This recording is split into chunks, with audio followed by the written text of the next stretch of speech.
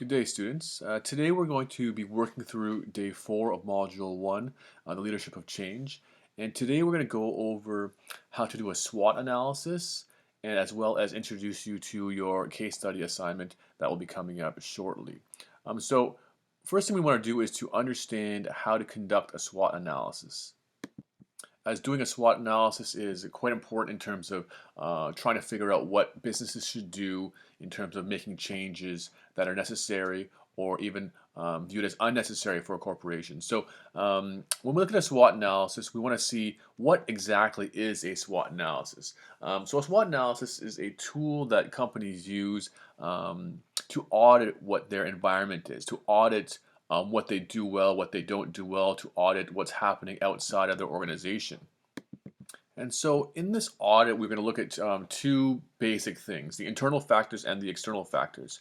And so the internal factors are things within the control of the company, things that they can manipulate and change actively, immediately, really. So those are the strengths and weaknesses. What does the organization do well and what do they not do well? Where are they now in present day?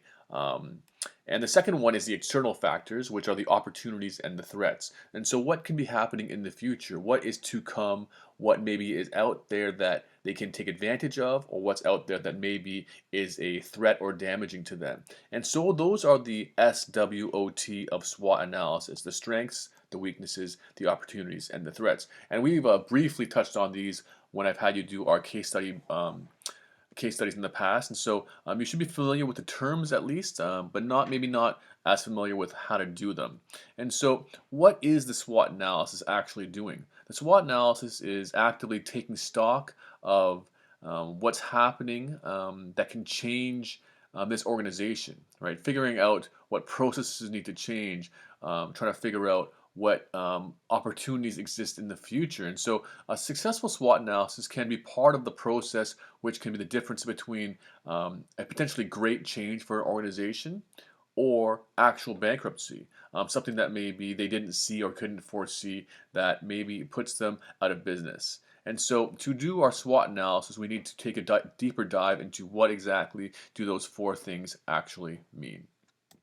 So one, strengths. Strengths are the things that are internal, and what do you do well, right? What is your company kind of known for, right? What do your employees do well? Are your employees a great asset to you? Are they higher educated? Or are they more innovative? What can they do? What is unique to your company? And when I mean unique, I mean something that you do better than other organizations, something that you're special, something that is better about what you can accomplish or what you can access or whatnot, something that's unique to you that you're known for. And what should you continue, right? Things that you are good at, obviously you want to keep as part of your offering and keep as part of your production process because you are substantially better than that at that than your competitors generally. And so also, what other things maybe do you have access to? Maybe you own a great source of fresh water, or you have access to specific types of resources that other companies maybe do not have, right? So all those things are strengths that are relatively unique to you. It doesn't mean that no other company can have that, but these are things that you are good at or that you can access very well and maybe very easily. And so examples of these are maybe you have an innovative product, or maybe you have a great location, or you have a unique selling proposition, things that make you better than your competition, things that make you uniquely positioned to do well, right? What you would call your strengths. And so ultimately, any aspect of your business that adds value to your business that is relatively distinct. Again, you can't call yourself a strength or can't call it a strength if everyone else can do it, right? You might be great at doing this one thing, but if everyone else is also great at it, then you are just average. You are just doing the same that everyone else can do. And if we look at our next letter, weaknesses, we'll see that weaknesses are also an internal factor. And so those are to kind of take stock in what don't you do so well, right? These are to be very, very blunt and honest with yourself. What does our company need to improve on, or what, things are we lacking, right? What resources do we not have, right? What can we not get? Maybe we can't hire the right people for whatever reason. Where do you need to improve? What things do you see in your organization that are poor? Maybe your technology is bad, or maybe you have bad servers, or whatever it may be, right? Examples could be lack of experience. You could be a brand new organization, and you could be all fresh out of school, and you're trying to make a name for yourself, yet um, you don't have any experience, right? How can you differentiate yourself with no experience, right? So maybe you need to hire someone as your key marketer or your key software designer that has lots of experience from a big name company. That's why you see companies that are starting up, and sometimes they'll poach away, the chief technology officer from a big tech firm, right? That gives them instant credibility and gives them experience, right? So that they know what things are going to be coming, right? If you don't have those individuals, you're going to be weak in that area, right? Even if you may be a talented software designer, you might not have the experience in that field, right? Lack of differentiation, reputation, right? You might have a bad reputation as an individual or as a company, right? So those are things that are weaknesses that are internal to you, right? Things that your company is doing or is not doing that are in your control, but things that you need to maybe improve on in the future. The next of the four letters is O, or sorry, anything in your business that may be a point of contention or brings your business value down. That's part of your weaknesses. You want to make sure that your weaknesses are relatively buried if you can. Um, what what do people see that they're going to tell you you need to improve on?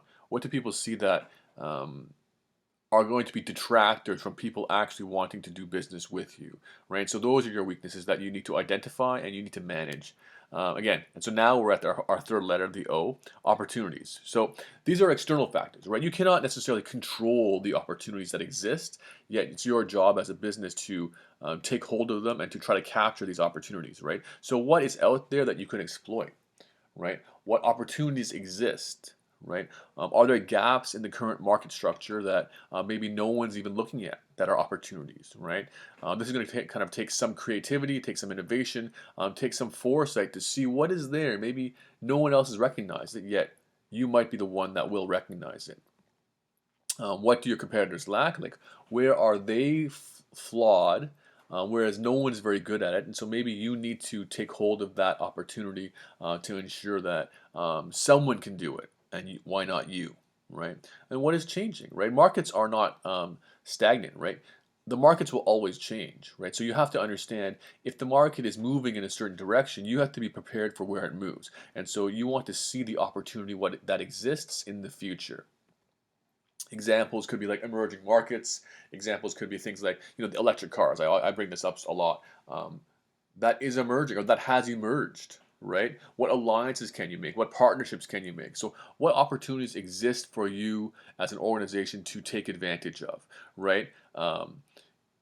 If you see something that maybe not everyone is doing, it's not a moment to be afraid. It's a moment to try to figure out why is no one doing it, and maybe is there an opportunity there that you can exploit, right? And so, what market is really small, right? What market is looks small but could explode, right? These are kinds of things you want to kind of dip your toe into to try to figure out, where can I get something and get added value, right? Any situation where there is possibility for a new business, right? That is an opportunity, right? Somewhere where you do not exist, or do not exist at least in terms of how much you want to be, that you can grab new business would be ideal. And the fourth letter is threats. So threats, again, are an external factor. You can't really control them, but you need to be able to manage a threat. You need to be able to manage, okay, this is coming, and so how am I going to deal with how this is going to impact my business? And so what's out there that is going to give you problems? What's out there that's going to cause you stress, right? And so we have to understand what's happening, right? Who are your biggest competitors? What are they doing, right? Opportunities for you are also opportunities for them. And so, what are they going to do that's going to try to crush you or to defeat you or to take away your market share? These are all threats. How is technology changing, right? Are you going to sit back and let technology pass you by and ultimately you become obsolete, right? These are all threats to what's happening. Supply chain, what's happening in the international markets, what's happening with where you get your material. You can't control some of these things, and therefore you need to be have the foresight to see, okay, what's happening there that's going to impact my business down the line, right? It's too easy not to look at all of these aspects, which you need to. And regulatory changes, right? What's happening in the marketplace that is going to change? What's happening in terms of governmental policy, environmental, right? These things are threatening some businesses, right? If you look at oil and gas companies, right? Regulatory changes, carbon taxes, these are all things that are going to threaten businesses. And again, it's not about whether you agree or disagree with the policy as much as can you manage the policy that's going to be given to you that you cannot control, right? So you have to see the threats coming and dealing with them in some way, figuring out how to deal with that threat when it hits you. Examples like new competitors, right? New products, new policies. Like I said, maybe you're a company that you have a monopoly, and then international business opens their borders, and now these massive international companies are going to start impacting you. New products. So you have to understand that new products that are going to enter the market are going to make your products less valuable potentially, right? Your product in theory is going to be older than the new product, right? So you have to understand that these threats are always coming at you, and so it's important to see what threats exist out there and how can you manage it, right? Any potential problems for your business that you need to be aware of now and into the future are the threats, the things that are going to impact you and to make it harder for you to do business or threaten how you do business. And so a few key points that we want to do when we do a SWOT analysis, because SWOT analysis can be overwhelming, right? You could be sitting down listing strengths, weaknesses, opportunities, threats for hours and hours and hours. It can be very kind of ambiguous at times, but that's why you want to keep to these points to make sure your SWOT analysis has the most value. So the first one is to be realistic, right? So you need to be very, very realistic and aware of how you are strong and how you are weak, right? The whole point of the analysis is to do an internal audit of who you are as a business, right? To give yourself a false sense of security by saying we have all these great strengths and none of these weaknesses is to fail at doing what you're trying to do, right? You're trying to figure out how are we as an organization going to move forward? And if you can't realistically assess your abilities and your lack of ability, you're not going to be able to give yourself an achievable or proper plan moving forward, right? So realism is important. Be understanding of what is now and what is the future, right? Your internal factors are how you are now versus your external factors are what's happening or what's going on around you that could impact your future, right? So you have to make that distinction because your strength right now, your unique selling proposition right now, might not exist a year from now, right? So to say you have a strength and to bank on that forever is going to be a problem. So you have to be very cognizant of what's happening going forward. The next one is to be very specific, right? To write down that you have great human resources is not useful, right? Someone reading that can't utilize that. Someone reading that, if you say you have bad human resources, again, you can't actively have that as an actionable item. Like, what about the human resources? What about these things are strong or weak, right? You have to be very specific so you can actually use the strength or you can tackle the weakness. Being generalized is not helping anyone, or it's going to require too much administrative work to kind of figure out what did that mean. Why are they saying that? Be relative to your competition. So I mentioned this earlier, right? So I said that your strengths, weaknesses, opportunity, threats are all relative to what your competition is doing, right? Your strength might not be a strength if everyone else can do it. Your weakness might not be as bad, again, if everyone else is facing the same weakness, right? So you have to be very aware of what your competitors are doing in the marketplace to ensure that you are going to be there, right? Like to say something, oh yeah, we have great broadband internet, right? What company is not going to have that, right? That's not a strength. That's just the reality of what you have to be at. That's almost the bare minimum, right? And then to not be at that is to be a weakness. But to be at that is not something that should be proud of necessarily. It's just something that is an expectation, right? So be very, very cognizant of your competition and that you are comparing yourselves to them, not that you are just saying, "Oh, I'm good," right? And so this next diagram here is an analysis matrix that you want to take a look at. Um, it is displaying the internal strengths and weaknesses and your external, your opportunities and threats, and kind of how maybe they interact. And so we'll just look at the top left box, the strengths, opportunity strategies, right? So you have strengths as an organization, what you can do, what is very positive, right? So what strength can you use to seize the opportunity that you can see, right? Where are you super, super strong? Where can you actively um, exploit your strength and take advantage of that strength in an opportunity situation, right? There are companies like Amazon that have massive, massive strengths, right? Massive logistical ability, incredible network of delivery, lots of access to products, right? If they see an opportunity, they know that their infrastructure and logistics is going to be a strength that they can use to access a new opportunity, right? And so you have to understand in that quadrant, you want to use your strength to make your opportunities work. And so then if you look at your, say, your bottom right corner, you have weaknesses and threats, right? So weaknesses are what you do not do well internally, and threats are the things outside your organization that are threatening or going to make your organization at risk or whatnot. And so when you see a weakness where you are not good or where you are lacking perhaps, or there are things that maybe you know you need to improve on in your organization, if you see a threat that overlaps that weakness, there's a significant problem, right? Because a threat exists out there that is going to attack your business. And it's attacking your business exactly where you're weak.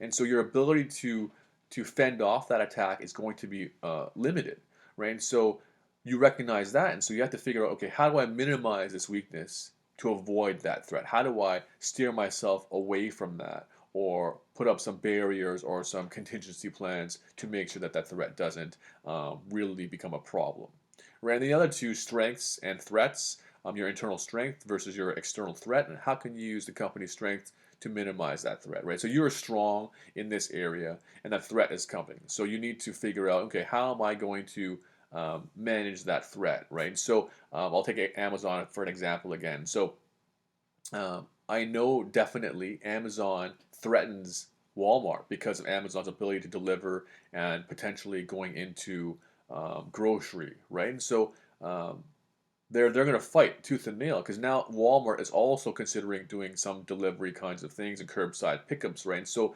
they're both extraordinarily strong in these logistics, on their ability to access these markets, and so they're probably going to try to use these strengths to offset or to minimize the threat of each other, right? And so that's an example of how your strengths can potentially minimize threats from other companies.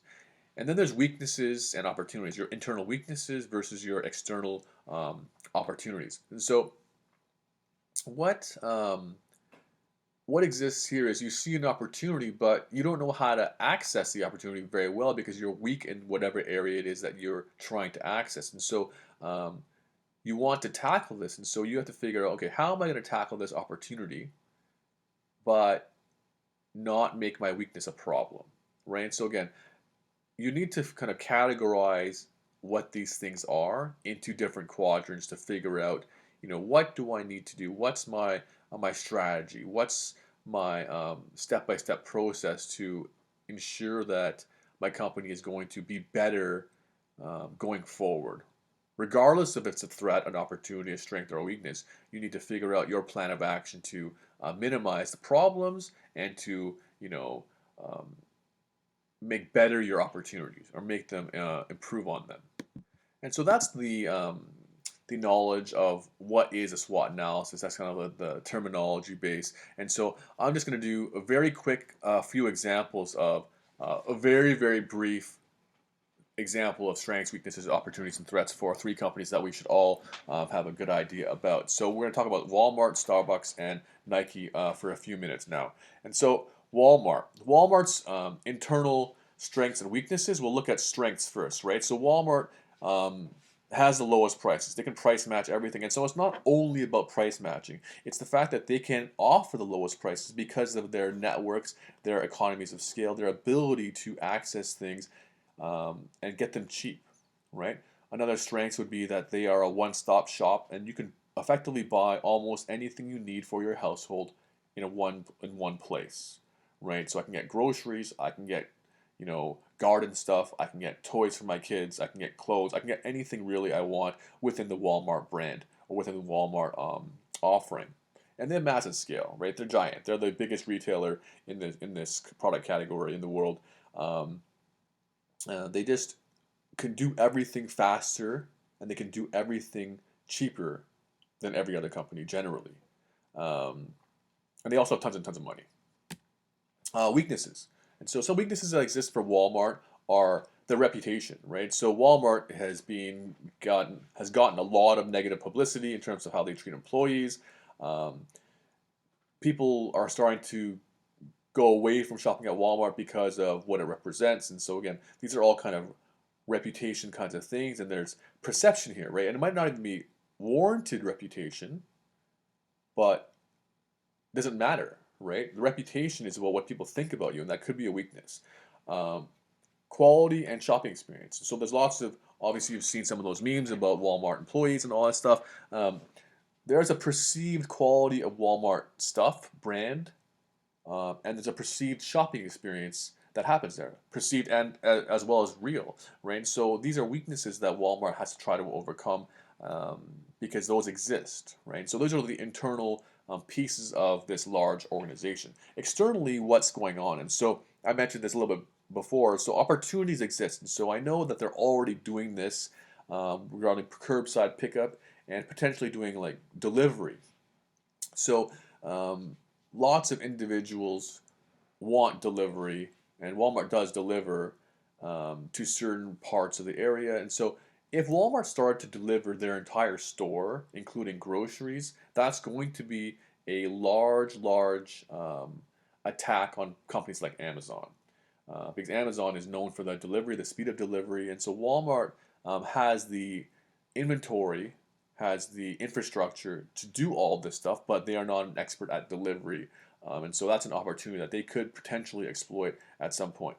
They're also extraordinarily powerful, and they could probably expand into other business areas even still. So they dabble in almost everything, but they have very little in terms of their own branding, in terms of their own product. And so again, there are opportunities that they could exploit very easily because they are very, very rich, and so they can do many things.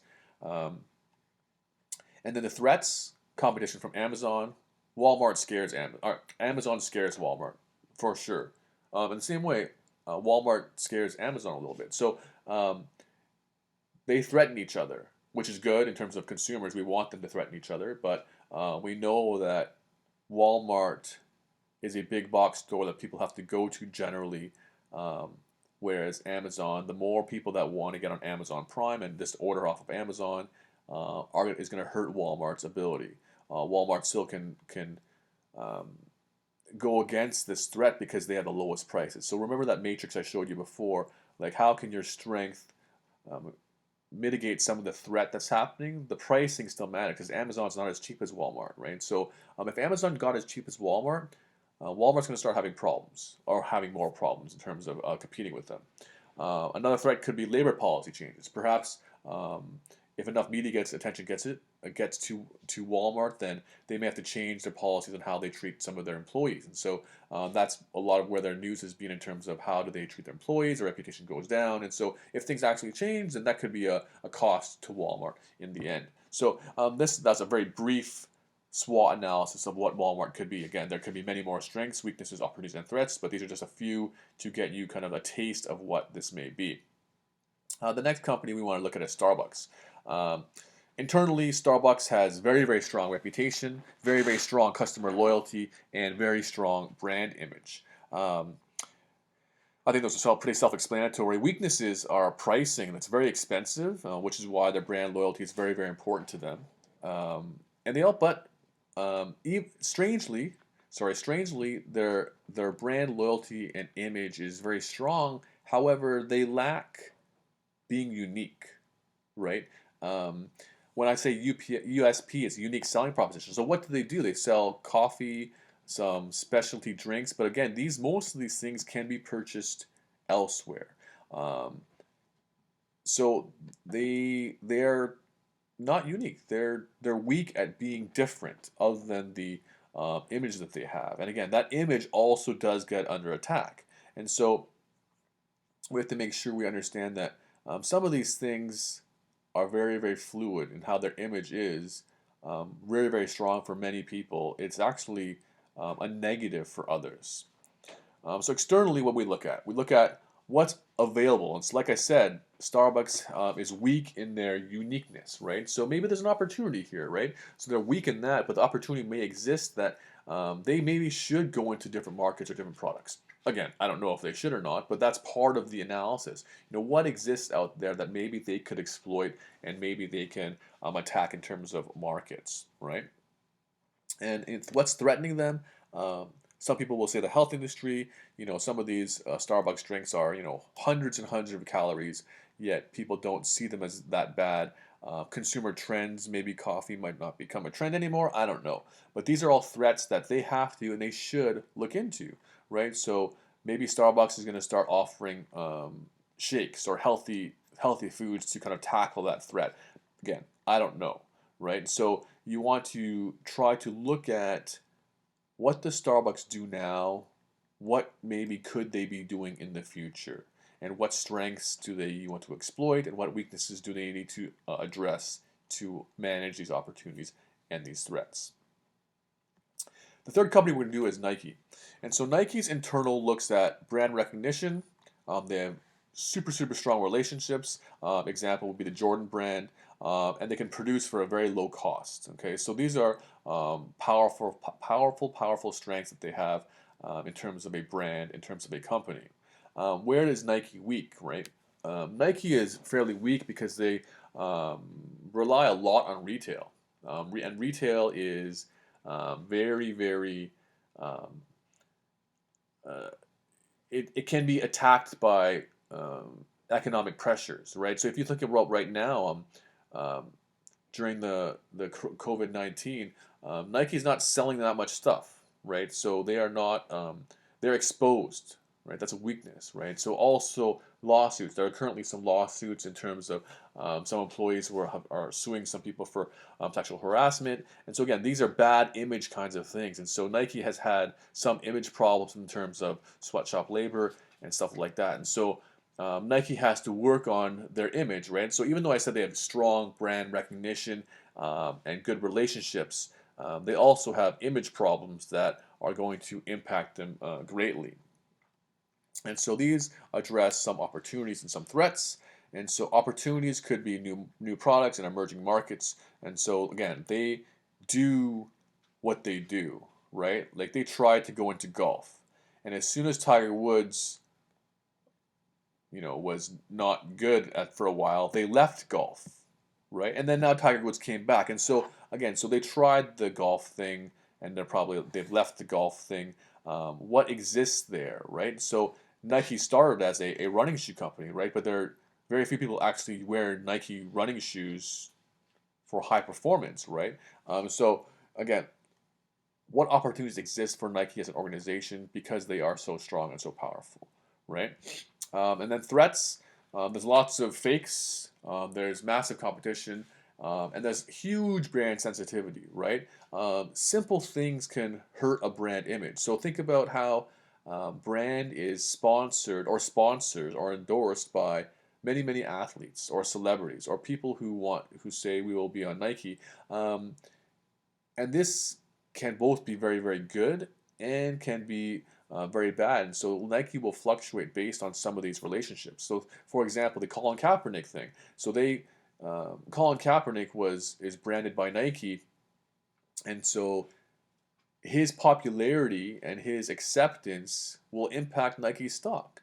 And so if he does something that is bad, Nike stock is going to get hit. Same with Tiger Woods. When this stuff happens, Nike could never have imagined, or maybe they should have, Tiger Woods' downfall for years. And that effectively forced Nike to get out of the golf business, right? And they couldn't stick with Tiger, and now Tiger is back-ish to being a good player, and so Nike left. But now does Nike come back again? Do they want to stay in this marketplace, right? So these are all parts of decision making of organizations, right? Someone had to decide, we need to leave the golf business. Why'd they do it, right? Maybe they realized, they weren't that good in it, and there were threats that they wanted to avoid, right? So um, SWOT analysis is part of those decision makings. Clearly, there's a lot more that goes into these decisions, but a good SWOT analysis is at least part of this process. So that is the short lesson on SWOT analysis. And so on your day 4 module note, hopefully you've been taking notes there, and so you'll see at the very bottom of the module note a bunch of tasks that I want you to do. So please ensure you do those tasks. One is going to be doing a practice SWOT analysis. The other is to watch a video and then to start seeing some connections to opportunities, threats, and those types of things in a different way. And so I want you to do these things in preparation for your casework that will be coming in tomorrow, that you'll be doing it in groups. So I hope that you have a good idea of what SWOT analysis is, and I hope that you can get through the offline work for now, and come back tomorrow. I'll give you some instructions in terms of how to work out the case and what you need to do for that. Thank you.